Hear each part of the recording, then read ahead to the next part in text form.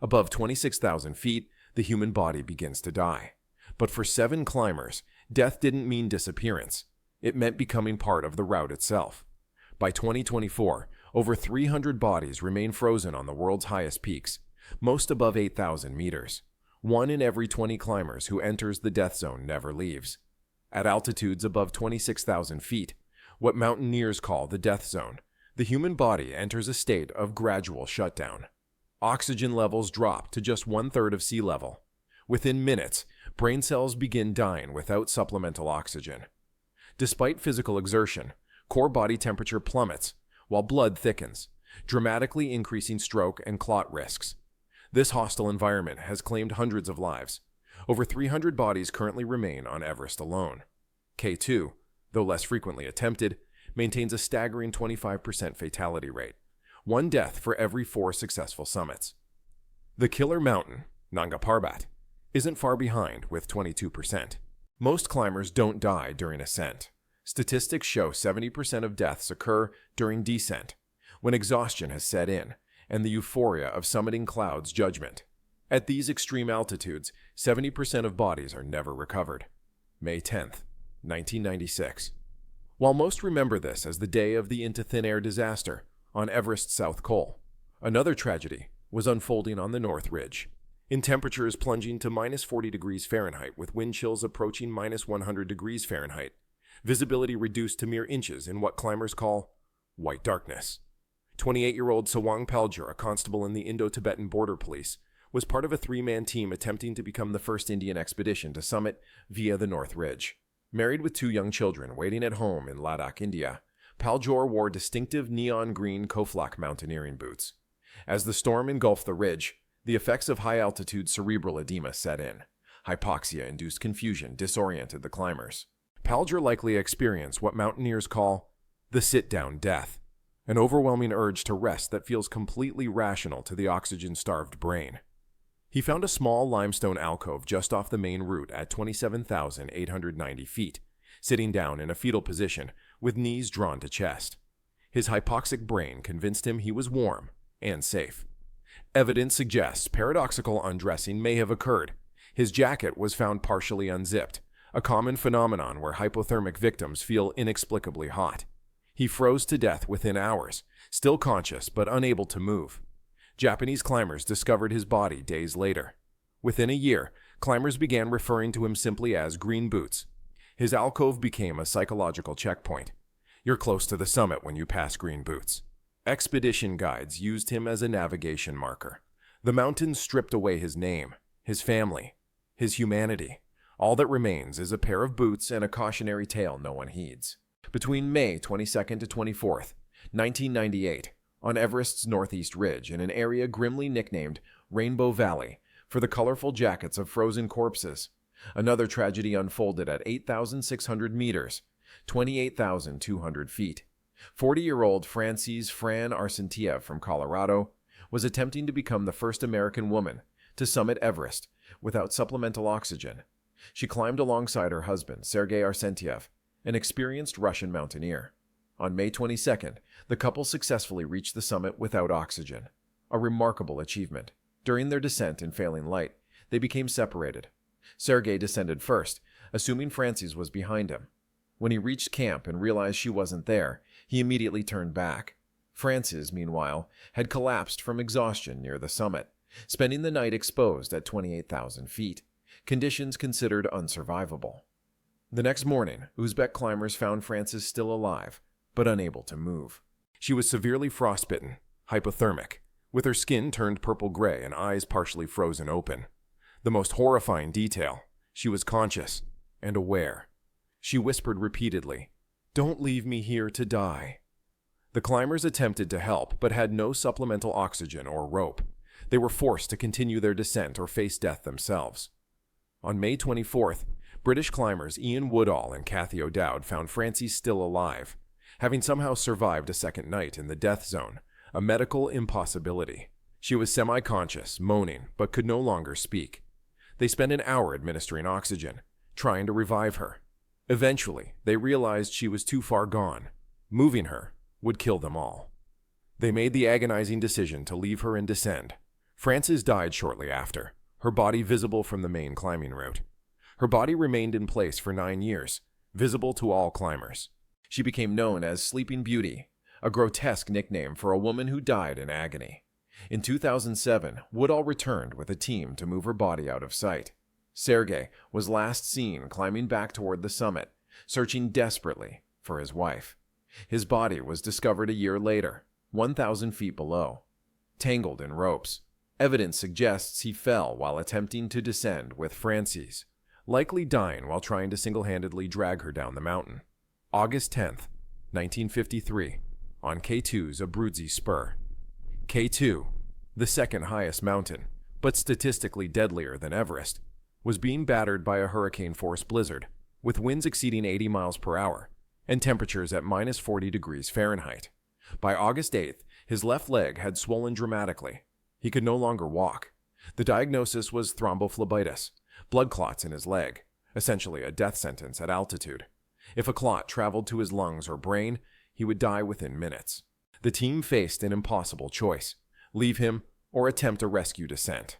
They chose rescue, a decision that nearly killed them all. On August 10th, the team began lowering Gilkey down the Abruzzi Spur in a makeshift stretcher. As the blizzard intensified, visibility dropped to zero. Mid-descent came one of mountaineering's most famous moments, the miracle belay. Climber George Bell slipped on ice, pulling 4 other climbers off their feet in a catastrophic mass fall. 5 men were sliding toward a 7,000-foot drop, tangled in ropes. Pete Schoening, anchored to an ice axe, somehow held the entire weight of 5 falling men. His ice axe held. The fall stopped just feet from the abyss. While they regrouped, they secured Gilkey to an ice anchor. The team was only 50 feet away, tending to injuries. When they returned minutes later, Gilkey had vanished. The anchor had been ripped out, or cut. His body was never found. He had disappeared into the storm. The official story maintains an avalanche swept him away. An alternative theory suggests Gilkey cut himself loose to save his friends. He knew the team was dying trying to save him, and may have used his last strength to sever the rope, sacrificing himself.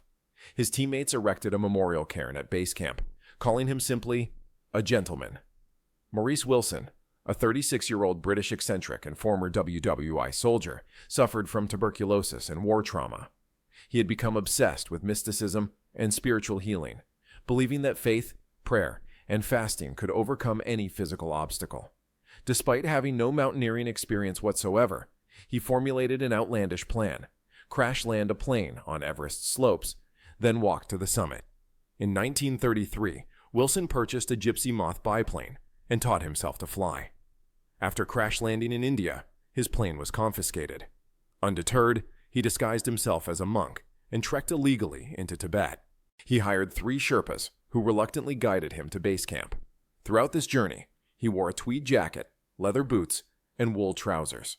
Completely inadequate mountaineering gear.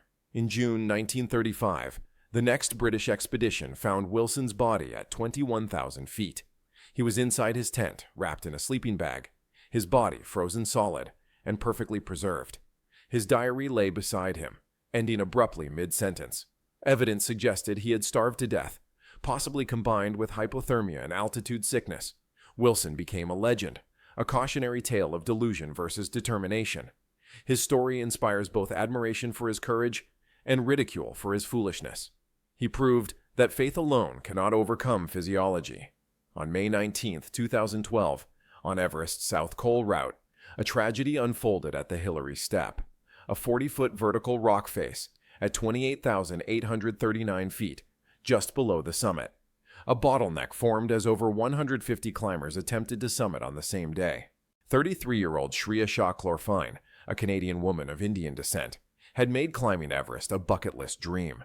She paid $45,000 for a commercial expedition with a Nepali guiding company. With minimal high-altitude experience, Everest was only her second major climb. She was described as determined, optimistic, and perhaps overconfident. By 9 a.m., a massive traffic jam had formed at the Hillary Step. Climbers clipped to fixed ropes waited in line for up to 2 hours. Shreya's oxygen tank was draining while she stood still, a fatal miscalculation. Her guide urged her to turn back. She refused. At 1 p.m., far past the safe turnaround time. Shreya finally reached the summit. She spent 20 minutes taking photos and celebrating. Her oxygen gauge showed less than 30 minutes remaining when she began her descent.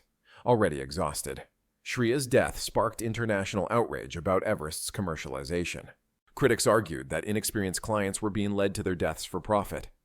On June 8, 1924, on Everest's north face in Tibet, mountaineering's greatest mystery was born. This was the Knickerbocker era, pre-modern mountaineering with no reliable supplemental oxygen, no synthetic fabrics, and no radios. George Mallory, 37, a legendary British mountaineer famous for his quote, "because it's there," when asked why climb Everest, was on his third Everest expedition. Obsessed with being the first to summit, he partnered with Andrew Sandy Irvine, 22, an Oxford engineering student who maintained their primitive oxygen equipment. On June 8th at 12:50 p.m., their teammate Noel Odell, lower on the mountain, spotted two tiny figures going strong for the top near the second step, a 90-foot vertical rock face. Then, clouds rolled in, and the two men vanished forever. On May 1st, 1999, American climber Conrad Anker found Mallory's body at 26,760 feet. The body was face down, arms extended, fingers dug into the scree. His right leg was broken, evidence of a fall. His rope was snapped, suggesting he and Irvine fell together. A key clue: his sun goggles were in his pocket, not on his face. This suggests he was descending in darkness, meaning they likely summited late. Mallory had carried a photograph of his wife, Ruth, planning to leave it on the summit. The photo was not found on his body. Did he leave it at the top? Irvine's body has never been found. Irvine carried the expedition camera. If found, it could prove whether they summited. Between January 25th to 27th, 2018, on Pakistan's Nanga Parbat, a winter tragedy unfolded in temperatures reaching minus 60 degrees Celsius, minus 76 degrees Fahrenheit, with wind chill approaching minus 100 degrees Fahrenheit. Winter ascents of 8,000-meter peaks represent mountaineering's final frontier. 43-year-old Polish mountaineer Tomasz Makowicz was obsessed with Nanga Parbat. This marked his seventh attempt after 6 previous failures. He climbed with Elisabeth Reval, a 37-year-old French alpinist. On January 25th, Makowicz and Reval summited Nanga Parbat in winter, a historic achievement as only the second team ever to do so. However, they summited late, 3 p.m., with no tent, minimal food, and already exhausted bodies. During their descent, Makowicz's condition deteriorated rapidly. Snow blindness burned his corneas from UV reflection. He could no longer see. Reval had to guide him by voice. Frostbite turned his fingers and toes black. He began hallucinating, talking to people who weren't there. Altitude sickness progressed to cerebral and pulmonary edema. They spent a night at 7,400 meters with no shelter. Conditions considered unsurvivable. Makowicz's speech became incoherent. He was dying. Reval faced the agonizing decision: leave him and descend for help, or die with him. The Polish team attempted to reach Makowicz at 7,200 meters, but weather conditions made it impossible. Makowicz was left in a crevasse, hallucinating and freezing. He died alone, his 7th attempt finally claiming his life. Of the 7 climbers profiled, 6 died, above 26,000 feet in the death zone. Only Maurice Wilson died below this altitude at 22,000 feet. The average age of death was just 34 years. 5 of the 7 were experienced climbers. Proving experience doesn't guarantee survival. 4 of the 7 died on descent rather than ascent.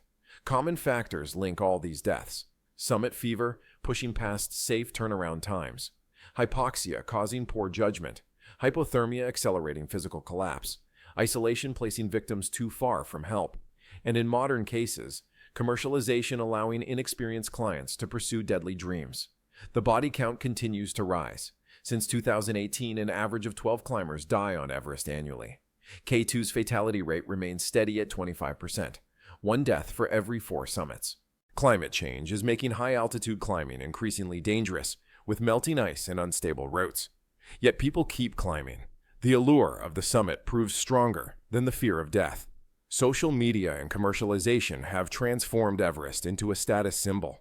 Many climbers believe, "It won't happen to me." The mountains remain indifferent. They will always be there, waiting. Each became a monument. Tsawang Paljor as Green Boots, A navigation marker. Francis Arsentie as Sleeping Beauty. A ghost story. Art Gilkey, memorialized by a cairn at K2 Base Camp. Maurice Wilson as a legend of delusion and courage. Shreya Shah Chlorfine, symbolizing Everest's commercialization. George Mallory, embodying mountaineering's eternal mystery. And Tomasz Mickiewicz as the obsessed warrior who finally met his match. Over 300 bodies remain on Everest alone. Each was a person with dreams, families, and reasons to climb. The mountains stripped away their identities, leaving only warnings. Yet thousands still climb, stepping over the frozen dead on their way to glory. If the mountains can transform human beings into landmarks so easily, what other forces in our lives might be slowly stripping away our humanity while we chase dangerous dreams?